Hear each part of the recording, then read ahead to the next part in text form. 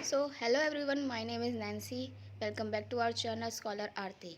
So, new video आ गई है न्यू यूनिट 4 से, जो हिस्ट्री ऑफ इंडिया 1550 सेंचुरी से 1700 सेंचुरी है, जिसमें हम मुग़ल और मराठों के संबंधों के बारे में पढ़ेंगे और ये भी देखेंगे कि मराठा जो थे एक न्यू एम्पायर, एक न्यू पावर बन के जनरेट कैसे हो रहे थे और उनका क्या वो मुग़लों के अधीन या उनके अंडर आए या नहीं। इन सब चीज़ों के बारे में हम इस यूनिट के बारे में पढ़ेंगे, जो काफ़ी हद तक मुग़लों की जो साधन पॉलिसी है, यानी कि दक्षिण विजय की नीति है, उसमें भी आ सकता है। अगर क्वेश्चन आए कि मुग़लों की दक्षिण विजय की नीति क्या थी और औरंगज़ेब के शासनकाल के दौरान, यानी कि औरंगज़ेब के due to the reigns of Aurangzeb what is the मतलब कि जो मराठा थे और मुग़ल थे उनके रिलेशनशिप कैसे डाइवर्स हुए, उन चीज़ें क्वेश्चन जो हो गए इस यूनिट से करेंगे। So let's get started this video. So as you know कि साउथ इंडिया जो है वहाँ पर कोई ही शासक है जो अपना आधिपत्य स्थापित कर पाए, क्योंकि सदर्न जो एरिया है ना, वो काफ़ी ऐसा एरिया है जहाँ पर काफ़ी शक्तिशाली ही लोग एम्पायर कर सकते हैं, रूल कर सकते हैं। क्योंकि ये एरिया जो वैसे कोस्टल है और ऊपर जितने भी है ज़्यादातर मैदानी इलाके, यानी कोस्ट वो ऐसे वाले हैं जहाँ पर ईजीली कोई भी अपना रूल कर सकता है। लेकिन जो मुग़ल थे ना, वो अपना एम्पायर अपना ना वो करना चाहते थे, स्प्रेड करना चाहते थे, जिसकी वजह से उन्होंने और मुग़लों ने अपनी दक्षिण विजय की नीति बनाई, जिसके माध्यम से उन्होंने क्या किया, अपना दक्षिण के 3 बड़े राज्य हैं जिन्होंने आपस में गठबंधन जैसे बोलते हैं ना, आपस में कर रखे थे। अगर एक को भी हानि हुई तो वो दूसरा का सहायता देंगे, जिसकी वजह से क्या हुआ, तीनों ने आपस में साठगांठ कर रखे थे, जिसमें से एक मराठा थे जो दक्कन यानी दक्कन प्लेट्यू पे थे, जो अभी का महाराष्ट्र वाला एरिया है वहाँ पर थे। और एक साउथ में जो हैदराबाद तमिलनाडु के पास है, वो एक वो था, क्या नाम है, हैदराबाद था जिसे गोलकुंडा कहते थे, और एक बीजापुर था जो उसके ऊपर था, जो विजयनगर के बाद बना था बीजापुर। तो वो 3 राज्य थे जिन्होंने जो सदन में बहुत पावरफुल थे। ठीक है, तो मुग़लों ने क्या किया, शुरुआत में जितने भी औरंगज़ेब थे, वो थे, क्या नाम है, अकबर थे। अकबर ने बनाई थी ये नीति विजय दक्षिण में नियंत्रण करने के लिए, कंट्रोल करने के लिए। तो अकबर ने करा कैसा ना कैसा इन्फ्लुएंस किया कि आप मेरी बात माने तो मैं आपको ये दे दूंगा। तो उन्होंने धीरे धीरे फिर शाहजहाँ, फिर जहांगीर, फिर शाहजहाँ, ऐसे उन्होंने भी कैसे ना कैसे करके उत्तरी जो दक्कन भाग था, नॉर्थ दक्कन, वहाँ पे अपना नियंत्रण कर लिया और उसको मुग़लों के अंदर, मुग़ल साम्राज्य यानी मुग़ल एम्पायर के अंदर डाइवर्स कर दिया। ठीक है, डाइवर्स कर, जिसकी वजह से क्या हुआ, सही रहे संबंध। लेकिन जब शासन आया औरंगज़ेब का, तो औरंगज़ेब ने इस दक्षिण विजय की नीति में बहुत सारा नियंत्रण करने गया, क्योंकि जब शिवाजी राव आ गया था, शिवाजी राव जो थे वो मराठा के नवीन करता थे, यानी कि उद्भव करता था, नेतृत्व करता था, जिन्होंने दक्षिण में अपना दक्कन प्लेट्यू में अपना नियंत्रण स्थापित करना चाहते थे। उन्होंने ना औरंगज़ेब की बात नहीं मानी, औरंगज़ेब की बात नहीं मानी, क्योंकि औरंगज़ेब को, क्योंकि जो शिवाजी थे उन्हें पता था कि वो अगर मुग़लों की बात मान लेंगे और मुग़ल के साम्राज्य के अंदर उनको भूमि दे देंगे, तो वो जितने भी उनका भूमि पर नियंत्रण है, जैसे कोंकणी है, दाभोर है वगैरह एरिया जो है, वो उनके नियंत्रण से निकल जाएंगे, जिस पर उनका पावर है। लेकिन पावर अगर निकल जाएगा तो उस पर फिर से वो रूल नहीं कर पाएंगे, जिसकी वजह से क्या हुआ, इनके बीच संबंध जो है डाइवर्स होने लगे। और 1657 के बाद ये जो संबंध थे मुग़ल और मराठा के, एक नया आयाम लेने लगे, एक नया पैटर्न लेने लगे, जिसकी वजह से इनके बीच में जो युद्ध था वो शुरू होने लगे। औरंगज़ेब ने सबसे पहले दक्षिण के 2 बड़े राज्य, साउदर के 2 बड़े राज्य, जिसमें से गोलकुंडा, बीजापुर, दोनों पर नियंत्रण तो कर लिया था, क्योंकि ये जो राज्य थे वो ज़्यादा शक्तिशाली नहीं थे, क्योंकि यहाँ पर सत्ता किसी के हाथ में थी। जैसे गोलकुंडा की बात करें तो गोलकुंडा का शासक अब्दुल हसन था, जो काफ़ी भोगविलासी शासक था, और ज़्यादा वो नहीं चाहता था, वो सत्ता जो थी वो ज़्यादा तो भोगविलासी अपना बस सत्ता ले लेता था और सत्ता का भोग लेता था, जिसके परिणाम स्वरूप सत्ता इसके हाथ से निकल गई और 2 भाई जो अदना मदना उनमें निहित हो गई, और जिसके परिणाम स्वरूप शक्ति जो थी वो दोनों भाई में निहित थी, और जिसकी वजह से कार्य जो थे वो दोनों करते थे। लेकिन जो अब्दुल हसन था वो ज़्यादा शक्तिशाली नहीं था, क्योंकि वो सेवा सत्ता भोगता था, जिसकी वजह से वो उनकी जो राजधानी थी हैदराबाद, वहाँ पर जो राजधानी थी उसके दुर्ग में उनको घेराबंद कर दिया गया। और घेराबंद कर दिया गया, औरंगज़ेब ने जो प्रिंस मुअज़्ज़म थे, वहाँ के सूबेदार मतलब कि गवर्नर थे उत्तरी दक्कन के, तो उनको बोला गया औरंगज़ेब के द्वारा कि वहाँ पर नियंत्रण करें। तो उन्होंने राजधानी पर नियंत्रण किया, क्योंकि किसी भी राज्य की अगर आप राजधानी पर नियंत्रण करते हो तो उस साम्राज्य पर नियंत्रण हो जाए, क्योंकि केंद्र ही होता है जो मजबूत है। अगर केंद्र पर नियंत्रण प्राप्त हो तो पूरा राज्य आपके नहीं। तो उन्होंने दुर्गों को नियंत्रण कर दिया, और घेराबंद करने के बाद जो अब्दुल हसन था उसने आत्मसमर्पण कर लिया। अदना और मदना दोनों ने कोशिश भी की और उन्होंने शिवाजी राव से मदद मांगी, शिवाजी राव ने भी प्राप्त मदद ली, लेकिन उनका नियंत्रण वहाँ से निकल गया, क्योंकि उन्होंने फिर आत्मसमर्पण कर दिया, जिसके परिणाम से उनके ये जो नियंत्रण क्षेत्र वो बाहर हो गए, ठीक है। तो धीरे धीरे ये जो गोलकुंडा था नियंत्रण में आ गया। बीजापुर पे भी ऐसे, क्योंकि बीजापुर के जो शासक थे यूसुफ आदिल शाह, जो 1672 के अराउंड उनकी डेथ हो गई थी। उसके बाद उनका उत्तराधिकारी जो था कौन बनेगा, इसके लेकर चिंता होने लगी, राजनीतिक अस्थिरता उत्पन्न हो गई, जिसको देखकर औरंगजेब ने क्या इस पर नियंत्रण स्थापित करने का कोशिश की, क्योंकि इस पर नियंत्रण करेंगे तो उस पर नियंत्रण बने रहेगा, और नियंत्रण होगा तो वो कार्य भी अच्छे से कर पाएंगे। इसलिए उन्होंने कोशिश की कि वो नियंत्रण कर पाए, ठीक है। इसलिए और इससे क्या हुआ, मुगल और मराठा के जो संबंध है वो अलग होने लगे।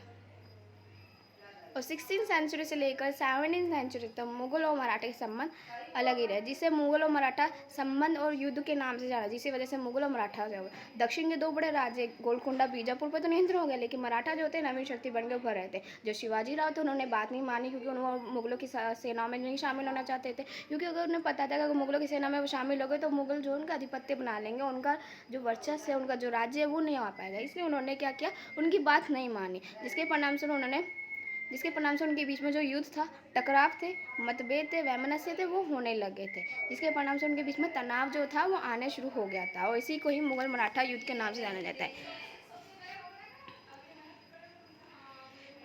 मुगल और मराठा के संबंधों के बारे में पहले तो सबसे पहला जो आपका फेज़ आता है वो 1615 से 1664 में आता है, जिसमें बोला गया है कि मुगलों ने दक्कन की राजनीति में मुगल मराठा संबंधों के महत्व को समझा, ठीक है। जहांगीर ने कुछ मराठा सरदार को अपने साथ शामिल होने के मना लिया था, ठीक है, क्योंकि उसने मना लिया तो 1660 में मुगलों के संयुक्त दक्कनी सेना को परास्त कर दिया, ठीक है।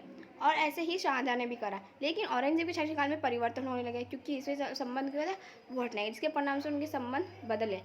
5 अप्रैल 1663 को पूना में शिवाजी ने रात के समय में मुगल छावनी के मध्य घात लगाकर शाइस्ता खां पर हमला कर दिया। शाइस्ता खान जो था वो ना मुगलों का गवर्नर था पहले, और उस पर हमला कर दिया। तो ये मुगलों के बड़ा झटका था, क्योंकि जो शिवाजी था वो शक्ति दिन पर दिन अपनी शक्ति जो था बढ़ाता जा रहा था, और उसका नियंत्रण उसके जो मुगलों की सीमा थे वो उस पर होता जा रहा था, जिसके परिणाम से क्या हुआ, मुगलों की जो प्रतिष्ठा थी वो आहत होने लगी। औरंगजेब भी से भयभीत हो गया कि मुगल जो थे वो इतने सर्वशक्तिशाली कैसे हो रहे हैं, उन पर नियंत्रण करना पड़ेगा। और उसके बाद मराठों ने पहली बार 6 से 10 जनवरी 1664 में सूरत पर कब्जा किया, और सूरत उस समय मुगल के अधीन था, और मुगलों के लिए बड़ा झटका था, क्योंकि सूरत उनके नियंत्रण में था, तो कैसे वो उसने शिवाजी राव के नियंत्रण में चला गया, तो ये देखना उनके लिए काफ़ी अलग था। इसीलिए उन्होंने जो दिलेर खां था उनसे आग्रह किया, और जो उत्तरी दक्कन का जो एक वायसराय नियुक्त किया गया था जय सिंह, उसको कार्य दिया कि शिवाजी राव को मुगलों की जो सीमा है, मुगल की सीमा, उनसे दूर रखा जाए, क्योंकि मुगल की सीमा से वो दूर रहेंगे तभी तो वो उन पर नियंत्रण नहीं कर पाएंगे। इसलिए जय सिंह ने भी एक रणनीति अपनाई।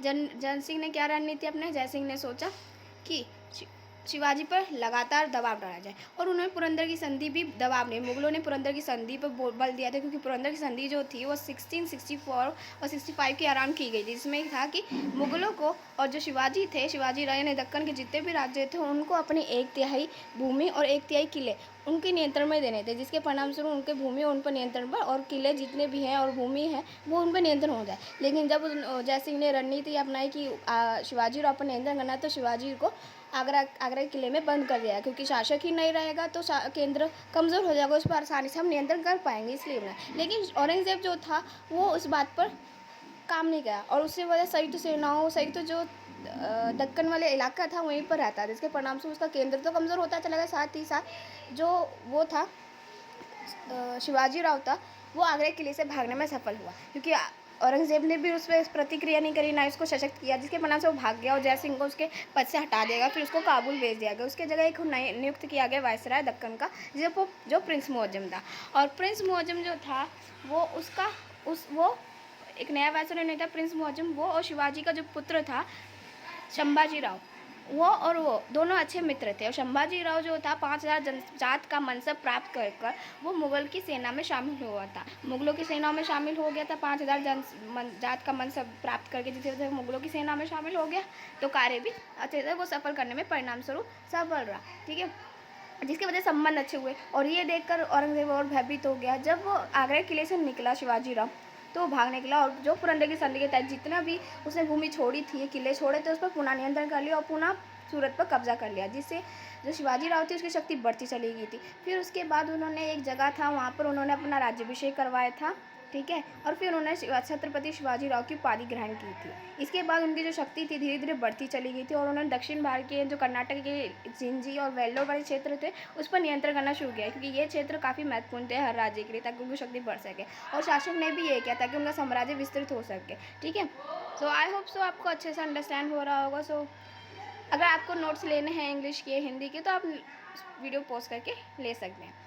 सो कंटिन्यू करते हैं। जब धीरे धीरे शिवाजी एक नेतृत्व बढ़ा, एक नवीन शक्ति बन के उभरी, धीरे धीरे बढ़ता चला गया। तो 1980 के अराउंड आते, सॉरी 1980 नहीं, 60-80 के अराउंड आते आते, यानी 1680 के अराउंड आते आते शिवाजी की मृत्यु होगी। अब सत्ता को लेकर, यानी कि अब देखा कि अब मराठों का नेतृत्व कौन करेगा, तो इसके लेकर और जो संकट थे वो गहराने लगे थे। ठीक है, संकट गहराने लगे थे, जिसके परिणाम स्वरूप क्या हुआ, संकट गहराने लगे तो उन्होंने छोड़ दिया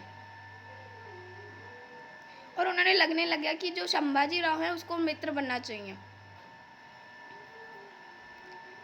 ये मैंने आपको सब कुछ बताया था, जो मैंने अब अभी डिस्कस किया ना, ये सब नोट्स है, आप यहाँ से ले सकते हो।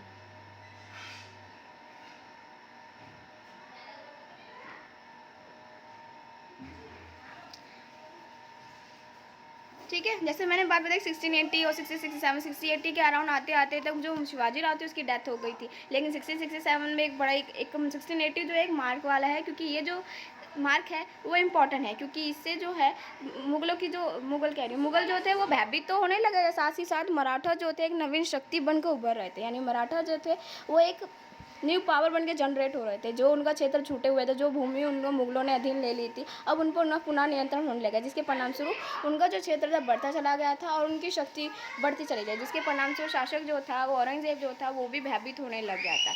ठीक है,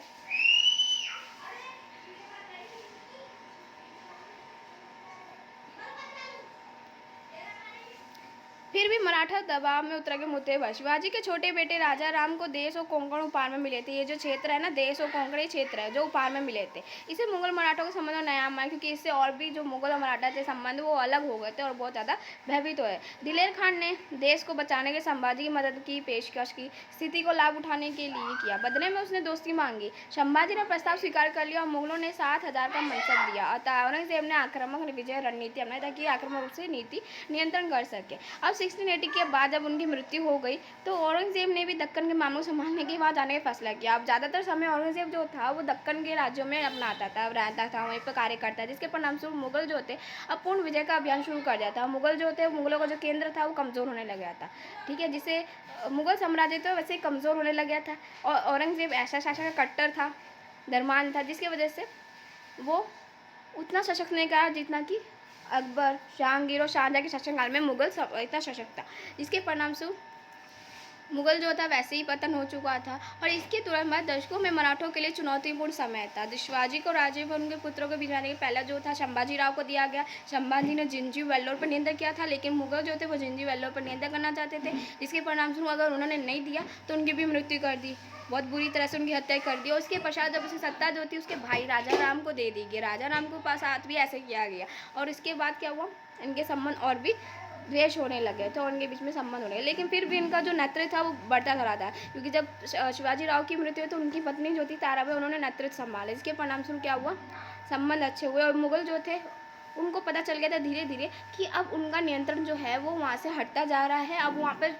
कोई फ़ायदा नहीं लड़ झगड़ कर, क्योंकि दक्कन वाला क्षेत्र जो है काफ़ी इम्पॉर्टेंट है, क्योंकि दक्कन वाला इलाका जो है उस पर जो मराठा है वो नवीन शक्ति बनकर उभर रहा है। अगर उन पर ही रहते गए तो वो उतना नहीं लड़ पाएंगे, ना अपने साम्राज्य पर नियंत्रण, क्योंकि ज़्यादातर समय वो दक्कनी सेना वहीं पर रहते थे, जिसके परिणामस्वरूप वो केंद्र कमज़ोर हो गया। मुगल जो थे, मुगल साम्राज्य का जो केंद्र था वो भी कमज़ोर होता चला गया, जिसके परिणामस्वरूप मुगलों को जल्दी समझ आ गया था, औरंगजेब को भी जल्दी समझ आ गया था कि वो ना ही दक्षिण पर नियंत्रण कर पाएगा, ना ही उसका साम्राज्य बढ़ पाएगा। इसलिए वो पुनः वापस चला गया, क्योंकि उन्हें पता चल गया कि मराठा जो है नवीन शक्ति बन के उभर रहे हैं। अब मराठा पे तुरंत इतना जल्दी वो नियंत्रण नहीं कर पाएगा, जिसके परिणामस्वरूप क्या हुआ, संबंध उनके बीच में खराब होते चले गए।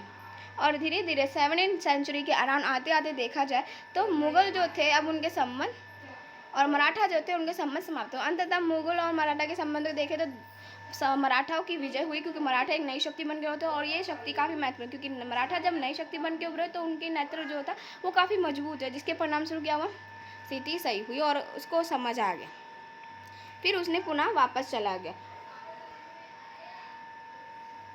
Thanks for watching. Do subscribe, like and share. I hope you well understand this topic.